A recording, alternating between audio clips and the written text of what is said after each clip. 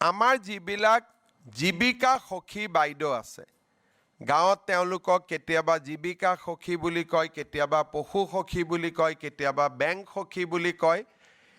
Assam state rural livelihood মিছনত কাম কৰা community কেডাৰৰ সকলো জীৱিকা সখী, বেংক সখী বাইদেউক আমি ডিৰেক্টলি অৰুণোদয় আঁচনি প্ৰদান কৰিবলৈ সিদ্ধান্ত গ্ৰহণ কৰিছোঁ।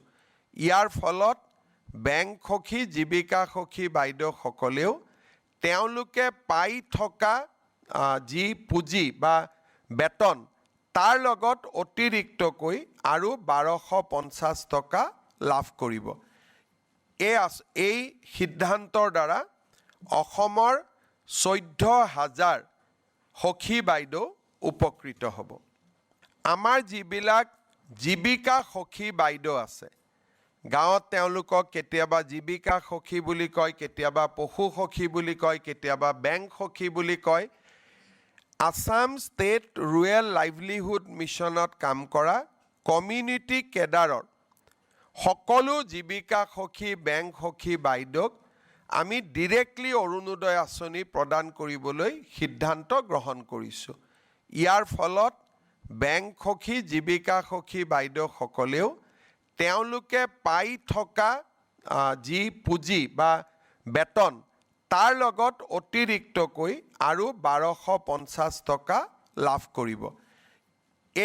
এই সিদ্ধান্তৰ দ্বাৰা অসমৰ 14,000 সখী বাইদেউ উপকৃত হ'ব।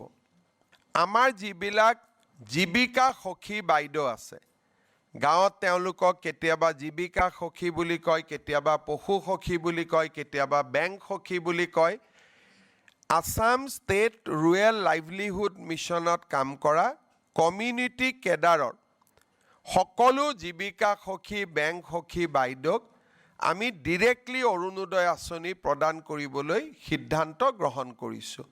ইয়াৰ ফলত বেংক সখী, জীৱিকা সখী বাইদেউসকলেও তেওঁলোকে পাই থকা যি পুঁজি বা বেতন তাৰ লগত অতিৰিক্তকৈ আৰু 1250 টকা লাভ কৰিব। এই সিদ্ধান্তৰ দ্বাৰা অসমৰ 14,000 সখী বাইদেউ উপকৃত হ'ব।